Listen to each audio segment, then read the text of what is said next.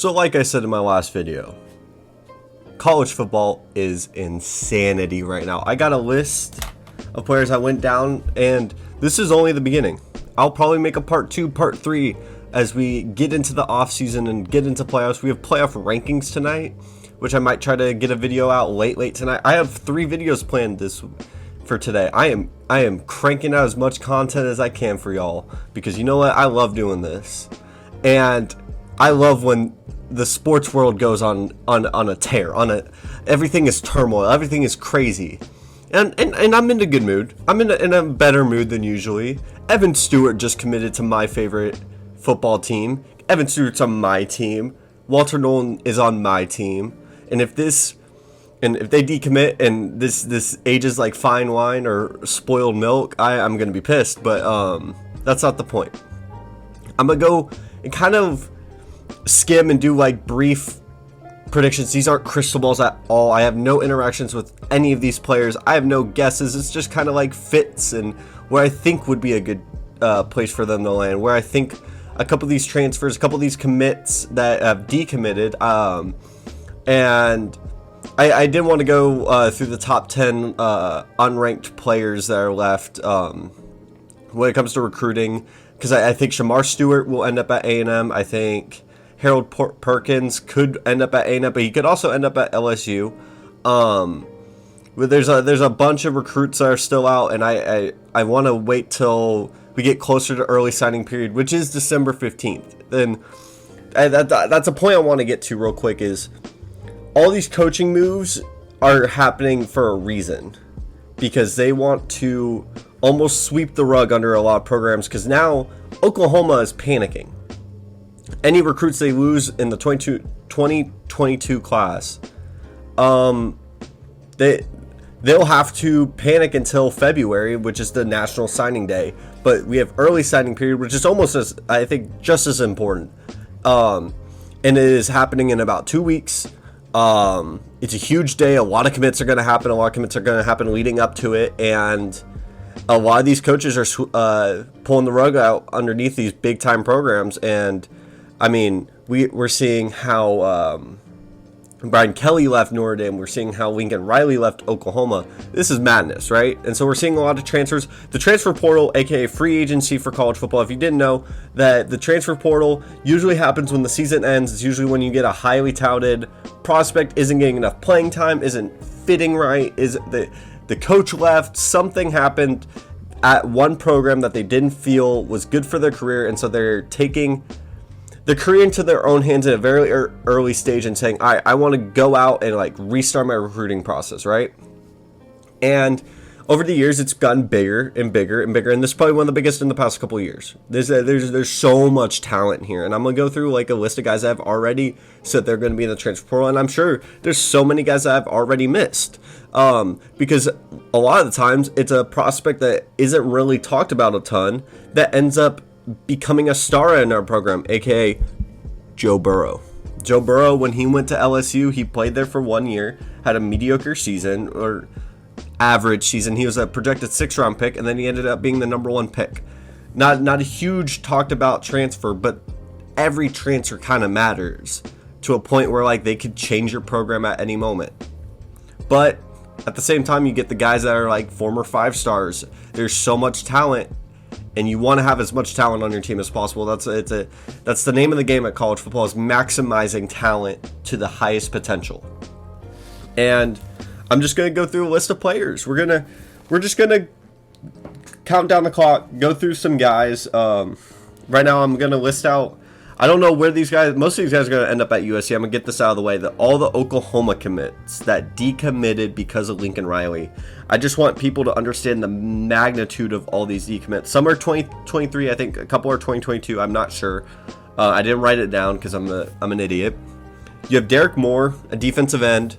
He was a 4-star. He was probably one of the best defensive line recruits that Lincoln got. He wasn't really super big on getting defensive players. But you have Gabe Dindy, who hasn't officially decommitted, but he has gone on live and said that A&M and Oklahoma are his top 2 teams, and he's still sticking with that, and they're going to reevaluate and make a decision, believe December 13th. There's rumors that he'll end up at A&M just because, Lincoln Riley left, and he does not want to go to USC. He is a guy that wants to stay in his area. That's fair. Makai Lemon, wide receiver, 5-star. Malachi Nelson, the second best, I think, quarterback for the 2023 class behind Arch Manning. Some people say he's better than Arch Manning. You have Trayvon Webb, a super talented 4-star running back. Brennan Innes, if I messed up the names, I apologize. Please let me know so I can correct it for next time. 5-star wide receiver, the number 1 wide receiver for the 2023 class. And then Raleek Brown, 5-star running back, who is the first guy to first domino to fall and follow to USC. And most of these guys are going to follow Lincoln Riley to USC. That is the magnitude of losing a coach at that level and having these relationships built. And most of these guys are SoCal guys anyways that were plucked off from Oklahoma just to show how good of a recruiter Lincoln Riley is in the first place. He was dominating in California without even having a California school. That is insanity to me.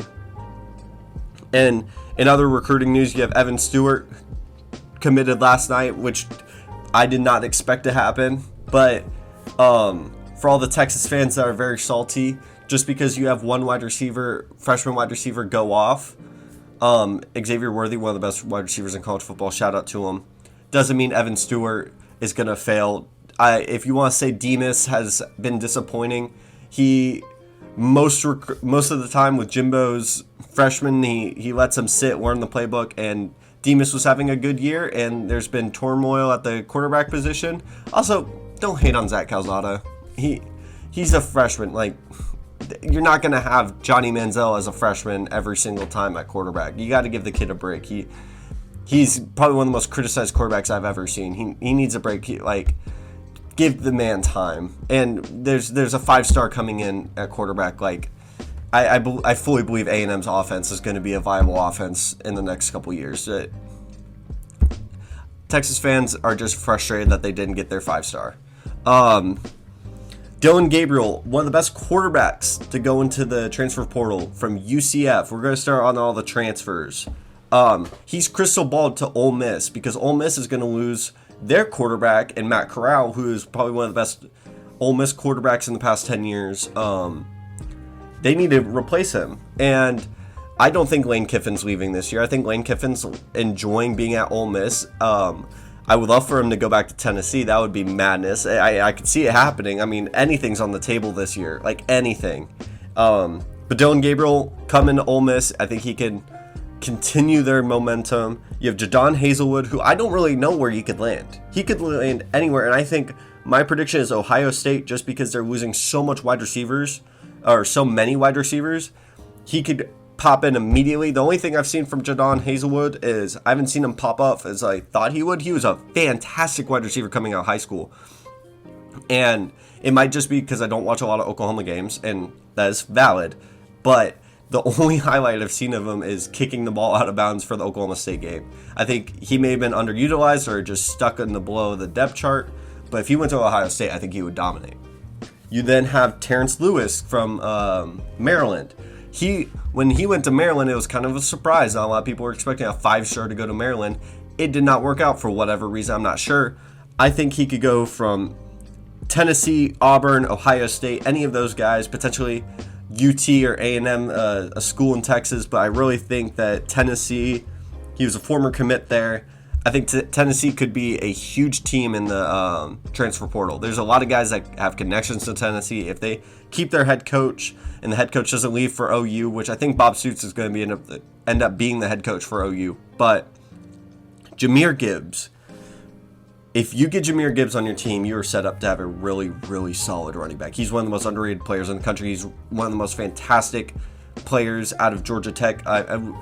Get that man some help. Get him an offensive line. Get him to not play Georgia every year and get blown out for 0 points. This guy is really, really good. I think he could end up at any of these Florida schools, and potentially he's been linked to Tennessee too. But Florida, Florida State, Tennessee, Spencer Rattler, the preseason Heisman King. This man needs a coach who can calm his ego down. This has been a humble tour for Spencer Rattler. If you watch the Netflix show, I believe it was QB1, he was cocky. And it's good to be confident. You feel like you can make any throw at the quarterback position, but the problem is overconfidence and arrogance and feeling that you are better. And I don't know Spencer Rattler. I would love to meet Spencer Rattler and sit down and talk with him and see his perspective on things and what he went wrong at OU. And it may have just been Caleb Williams is more prepared and he fit that system a little bit better. Honestly, Lincoln Riley excels with a more mobile quarterback, and not saying Rattler isn't, but Rattler is kind of a improv, make a deep throw, kind of sit in the pocket, while as Caleb Williams was a downhill runner and could throw the ball. And I think Riley just struggled trying to build an offense. He built one around Jalen Hurts, he built one around Baker, he built one around Kyler, and I think the closest thing to Rattler was Baker, kind of not in the play style. It was a weird fit, and Rattler made really bad decisions. He needs a guy who is a QB coach who can sit down and build a relationship with him, because Rattler, the talent is there. Everyone knows the talent is there. There's not a doubt in my mind the talent is there. That's what everyone said coming out of the draft, is if you could get the things fixed. And we're in a situation where if he goes to the NFL, I think he could pop off and be a really good NFL quarterback. And there's potential he'll be a better professional quarterback than he is a college quarterback, but he needs the right coach. And he knows this, and I think he's going to make the right decision. And I think he could go to Ole Miss if Dylan Gabriel doesn't go. I think he could go to USC potentially, rumored. Miami. There's a lot of places he could go. There's A&M that's been rumored. Like, there's a odds list that I couldn't find. Florida State. He could go to a smaller school.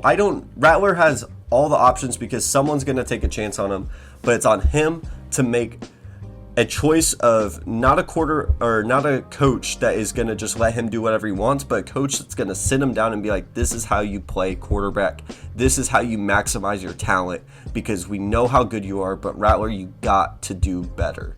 I think this humble tour and being benched might have worked, and it may have gone the other way. I am so interested to see how Spencer Rattler finishes his collegiate career.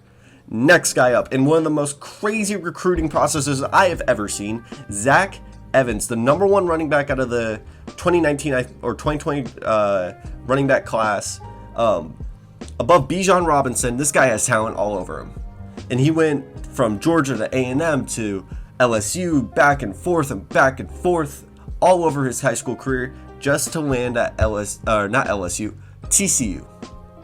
Highest rated recruit coming to TCU. TCU, whether he didn't like the head coach, if he came in for Gary Patterson, one of the few things, maybe he just didn't like the scheme, he didn't like Sonny Dykes or something. Sonny, I can't remember his name. I just said it, but I feel like I got it wrong. Sykes, whatever his name. Maybe he didn't like the SMU coach that came over, but a few teams that could come back and get him. Texas could get him. OU, UGA, A&M, all these teams, Tennessee, like he will be able to have a plethora of choices. It's just whether or not whatever he can fit with his personality, what scheme he likes. I mean, all these teams could use a running back and have used running backs, and they're watching him at TCU. I wish, because there's a lot of rumors that he was going to come to A&M. I think he could excel at any level. I think he has so much talent, and I don't know if there's character issues. I never thought he had as bad as character issues as people were trying to make it seem. I really do believe in Zach Evans. I think he's a great running back, and he's, I think, right up there 1A, 1B with Jahmyr Gibbs, honestly. I think he's so good, so much talent, and maybe he just didn't like the coach coming in for SMU. Whatever it was, he's going to do whatever best for his career. And then kind of on the smaller side, one of the first guys to go in the transfer portal was Jack Miller in the loaded Ohio State room. It's a loaded quarterback room at Ohio State. He could go to Pitt or Clemson. Don't know if he's a starter, don't know if he's a backup, but anytime I see an Ohio State quarterback transfer out, I kind of keep an eye on it because there's so much talent in there. Sometimes a guy that maybe isn't as talented is grinding and he could pop off. I'll let Joe Burrow.